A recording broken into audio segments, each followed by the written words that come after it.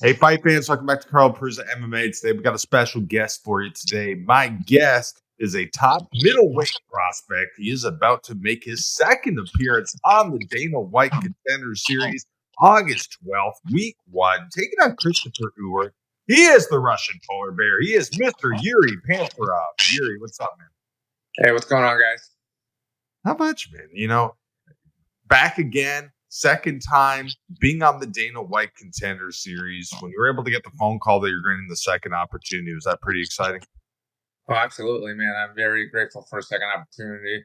I was actually supposed to fight in May on reality fighting in Connecticut. And the day we signed the contract, woke up the next morning. Manager was like, I got bad news. I got good news. He's like, bad news, you're not fighting. I was like, oh, the guy dropped out. Something happened, you know? And then he's like, good news, you're back on the Contender Series. So I was stoked. You fight out of that Boston area that has just so much mixed martial arts talent. There's so many great regional shows up there. You got Cage Titans, you have CES, you have Combat Zone. What is it with that area of mixed martial arts? It's just New England, man. We have a lot of good shows around, and everybody puts on a good show. So we try, like, come up and coming at guys, try to get a fight whatever they can. But we got some good shows there. So many people are watching the sport now, whether it be on the regional scene, whether it be the UFC almost every single weekend, PFL, Karate Combat, Bare Knuckle. Very few people understand what it's like to be a professional fighter. When you're battling it out on the regional scene, you're not making millions of dollars. A lot of guys have to have a 9-to-5 job. You stay up late. You wake up early. You miss birthdays, weddings, Thanksgivings, dinners, all these stuff. You sacrifice every day just maybe for the opportunity of fighting in a big show. You've been doing this for a while now. You've been very successful at it. What's made you want to stick through it? Absolutely, man. I don't know. It's just something about fighting, you know? Like, unless you've been in there, you won't understand it. Like, I was watching fight last night with Dustin and Max. It's just something in your blood that makes you want to do it. And then whatever it takes, you'll get through, and then you'll do it no matter what it takes. No, absolutely. One thing with you watching you fight, I mean, you're such an entertaining fighter. You're a very well-rounded mixed martial artist. You have a very dominant ground game, very good with jiu-jitsu and the wrestling. At what point in the career did you really start feeling like you were making that turn to be a very complete martial artist? Honestly, I've been training for 10 years now, and it's just I'm pretty well rounded everywhere. And some of the fights, I'm sometimes a little disappointed because I don't get to show my whole game. So hopefully, this coming up August 12th, people will see that what I'm made of, and then I'll be able to display my whole game on the screen. Absolutely. First time out on the Contender Series, you took on Torres Finney. The contest didn't go your way. Some great positive moments in that first round for you. Looking back at it now, what did you make of the first experience? Yeah, obviously a good experience for me. It was, even though it was a loss, it taught me so much. My first time at 185, so I learned just from that. I learned tremendously. Learned a lot about my body. Now this is my fourth fight at 185, so I'm still learning about cutting weight, proper nutrition, and all that stuff. But again, that loss pointed me in the right direction, showed me what I needed to work on, and then we went up from there. So completely different fighter now. 2 years later, you guys gonna see two different people. For you, what was the reason behind the division change? So I fought in Combat Zone right before on Dana White looking for a fight, and Matt Serra and Dana looked at me. They're like, "You're not a 205 pounder." They're like 170 or 185. I was like, "Let's start off with 185 because 205 to 170 with no proper nutrition would have been a little tough." Absolutely. What was that whole experience like? That's the point I was going to bring up. You were, in addition to being on the Contender Series, you're also able to be on looking for a fight. What was it like having Dana there and the rest? That was super cool, but everybody was like, "Oh, Dana's here, Dana's here." For me, like, it was just another fight day because I wasn't concentrating on that. Because once you get into that, oh, somebody's here watching you, like, you just stress yourself out even more. But I was like, it's just another fight. I got to win the fight. And then I tried to knock the kid out, and he actually clipped me and knocked me out on my feet. Thank God we ended up getting the win. But if you watch the episode, Dana looking for a fight, you can see Dana there. Oh, he got knocked the fuck out. So that was pretty cool.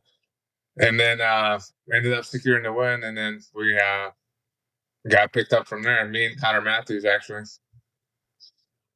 I think mixed martial arts is so amazing because it's so strategic. And I think you have to have so many different tools to be a well rounded mixed martial artist. Obviously, the wrestling, jiu jitsu, there's striking. But I think the mental side of it is absolutely huge. You think fighting is more mental than it's physical? No, absolutely. 90%. You have to show up and you have to be able to do the job, but majority of the time that you show up to the fight before the fight even starts. Like it's in the gym, it's at home, it's what you do at home, it's how you recover. Everything starts with your mind. Absolutely. So you're getting ready to fight on the Contender Series for the second time, August 12th. Where were you when you got the phone call that you were getting the second opportunity? Honestly, I think I was at home just waking up and my manager called me. He's like, "We're back on a Contender Series." So I was like, "Hell yeah." Got my coffee and then went straight to training. Going into it this time around, do you feel is there any ease? Is there any extra confidence knowing that you've been there before? You know what it's like. You know what the media day's like. You know what the hotel situation's like. You know the day of the fight's like. Does that make anything better this time around? So much easier. Again, like the law, even though it was a loss, it taught me so much, but just the whole experience being there. First time I was like in the movie, like you couldn't even believe I was there. But this time it's again, I'm back on track. It's my job. So I feel a lot more comfortable just being there. I'm more prepared. I know what I need to do. And it's my second time there. So now I'm like more used to the whole situation. So you're coming off of a 2-fight win streak since the Dana White Contender Series. Two great victories by finishes. Overall, following the contest, following the first time on the Contender Series, do you feel your best way back was just to go back to the regional scene and put on dominating performances? Absolutely. Right after the fight, we decided what to do. My manager's like, we got to put together a couple wins and then go from there. We just started picking up fights. I was on my third fight this May before they called us. So we were just going to fight till we got picked up again. So try to get put together a couple wins, which I'm glad we did. Absolutely. So on August 12th, you're taking on Christopher Ewert, a guy that had a short notice fight a few weeks ago. Wasn't able to work out, so now he's on the Contender Series against you. But overall, what do you think of him as an opponent? I'm excited for this fight. He's a striker, undefeated prospect, and not an undefeated prospect I'm fighting. So I'm super excited for this matchup. People think I'm just a grappler and just a wrestler, but they're gonna see a different side of me this time around. Do you think your game suits the small cage at the Apex? Absolutely, especially against a striker. If I wanted to close the distance, it would be a lot easier for me. But again, I'm not relying just on my grappling experience. You've already done it before there. What's it like being in that environment? One thing I think makes the Contender Series so special. It really is the perfect job, dude. There's no walkout music. There's very little people in attendance. You go out there, you get in the cage, and you fight. How do you like that? First time around, not gonna lie, the being quiet in there was a little strange. It kind of messed with my head a little bit. So I'm not used to that at all because I have a big following base in New England. So every time I come to the fights, I have 200-300 people rooting for me, like just for my people. And then this time it was like quiet in there. Every punch you can hear, everybody talking you can hear. So definitely it was pretty cool. So to learn that side of things, but this time it's like I feel like it's not going to affect me as much. Absolutely. When you look at your topology, I mean, you have tons and tons of finishes, a lot of finishes in the first round. Going into the second time being on the Dana White Contender Series, is the finish on the mind? First thing on the mind is a win. So securing that contract is my second time around. So first time, gotta secure that one no matter what it takes. Absolutely, man. Are you envisioning that moment potentially, after the fight, being with the 4 other winners side by side, Dana White looking at you, telling you to come over, shaking your hand and giving you your contract? Absolutely. Since October 2023. Absolutely. At that time, since the first time on the Contender Series, was there ever any doubt that you would get back? Honestly, I watch the fights almost every time the card is on, and some of the guys are, and not to disrespect anybody, but I know the level I'm at. I just know that I belong there. It just need my opportunity to show it, and then that's gonna be it. It's kind of crazy when you look at the life of a fighter, the journey of a fighter. I mean, it's really like nothing else. And we talked about before the sacrifices, but so many fans are watching this, and I think very few people see they only see one side of it. They see the training, they see the fighting, trying to win belts, all that stuff, but they don't see the fight outside of the fight. To me, that's that fight to not work a 9 to 5 job. That's a fight to earn financial freedom. It's the fight to live life on your own terms, not follow societal norms, make a career, make a platform, share it all with your followers. For you, is this a big part of what you're doing as well? Absolutely. Right now, ever since the last Contender fight, I just decided to concentrate on my career full time, and then give it my all and see what happens. While I'm still somewhat young, and then still got some juice in me, so I figured I'm going to put all my effort into all my eggs in the same basket and see what happens. Try to pursue his career, and then at the end of the day, you can always go back to whatever you were doing before. So obviously, living in Boston by way of Russia, how did we come up with the Russian polar bear? I actually live in Connecticut, but Boston's only about 2 hours away. Yeah. So my first week in the gym, somebody I was grappling with, I didn't know what I was doing. Obviously, I just tried to tackle him. He's like, "Oh, you look like a bear. You're a Russian polar bear, so we'll call you that." And I just stuck with it. And then 10 years later, still with it. Pretty catchy, so it worked out pretty good. I've seen in past you wore the outfit after the fight, the polar bear outfit in the UFC. Could we maybe see this in the future? Oh, absolutely. I can't wait to bring out the Wild Coat because they're one of my big sponsors. So I can't believe that worked out pretty good.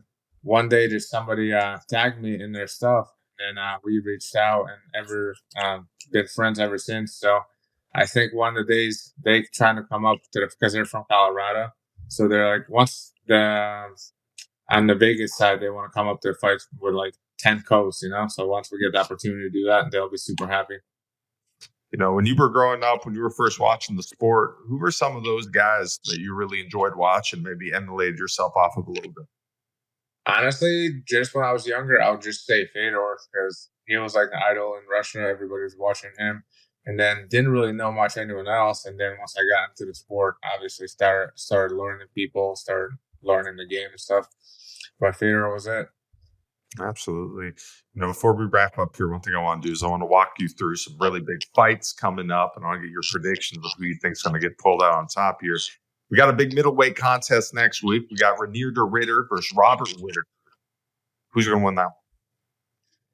I think the Ritter takes it. He's just bigger than Whittaker, and Whittaker's quick, and then the Ritter is very durable, and he's just much bigger. About a month away from now, we got a big championship matchup in that middleweight division. We got Dricus Du Plessis taking on Khamzat Chimaev. Who pulls out the one that one? That one is tough, man. Again, same thing here. Size is not everything, but I just feel like Dricus is so much bigger and he's pretty durable too. The guy can wrestle, because Chimaev had honestly trouble with what's the name? The Brazilian kid. Gilbert? Gilbert, yeah. He had trouble with Gilbert, so I don't know. We'll see, because that's a big dude. He's not small. That one's tough to predict. If he ragdolls him, I'll eat my words, but we'll see. Last one here, we got Gian Silva versus Diego Lopez. Big 155 contest. Who you got there? That one is tough, too. You got some good names. I think Silva has been on a tear, and Lopez coming off a loss, so hopefully he bounces back. That's going to be a very good fight to watch. I'm excited for that one. But Silva is just an animal. Absolutely. Obviously, we just mentioned some of the big marquee names in the sport. When you're watching these big fights, when you see these guys, do you get any motivation off of it? Are you looking at them as opponents? What's the whole thought process? Absolutely. When watching the fights, you're studying what people do, if there's any, not patterns, but what people use the most, because MMA is such a quick evolving sport. There's always something new to watch. So just cool to see what other teams come up with, what other guys have in their sleeve for tricks. Absolutely. For you, what would it mean to be able to fight in the UFC? Man, I can't wait. August 12th. This is my time. I just gotta show up and then get the job done, and it's gonna mean everything. We've been working for this for 10 years now, ever since I started. So it's gonna mean the world. There's so many highs, there's so many lows of being a fighter. One thing I love about martial arts is it teaches people life lessons, discipline. I've had so many guys come on here and tell me like martial arts, maybe who I am. I was going down a bad road. It provided me structure, guidance. How have you learned and grown as a person from mixed martial arts? Same thing here, man. It's just discipline for the most part. I've never been disciplined as a kid, so um, just discipline with food, discipline with training, different, and it translates to other aspects of my life, like obviously work, like a couple of side businesses I have.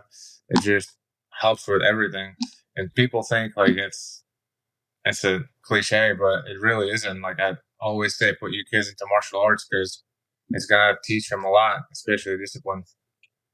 Absolutely. Right now you're becoming one of those guys where people are looking up to you, maybe at the gym, some of the younger fighters asking you questions now on Instagram, Facebook, younger guys reaching out to you, asking you for advice. What's it like to kind of be in that spot where, you can impact people, be a role model and, maybe help the next generation? It's pretty cool, man. But I would say I'm still somewhat young in the game, so I'm still learning myself. Obviously, there's guys I ask questions and look up to, and like I learn from them. And then whatever I can help the amateurs out or people that are starting, whatever what I know that works for me. Obviously, it doesn't work for everybody, but I try to pass down the knowledge I have and help other guys out, fighters or regular members of the gym, whatever I can help with. Absolutely. For you, what's the ultimate goal? What do you want to accomplish here? August 12th, get that contract right now. That's what my sight's on. So, and then we'll go from there. But August 12th is the main goal right now. Absolutely. All right, Yuri, last question for me, my friend. In a perfect world, what is the outcome August 12th when you make your return to the Dana White Contender Series when you take on Christopher Ewert?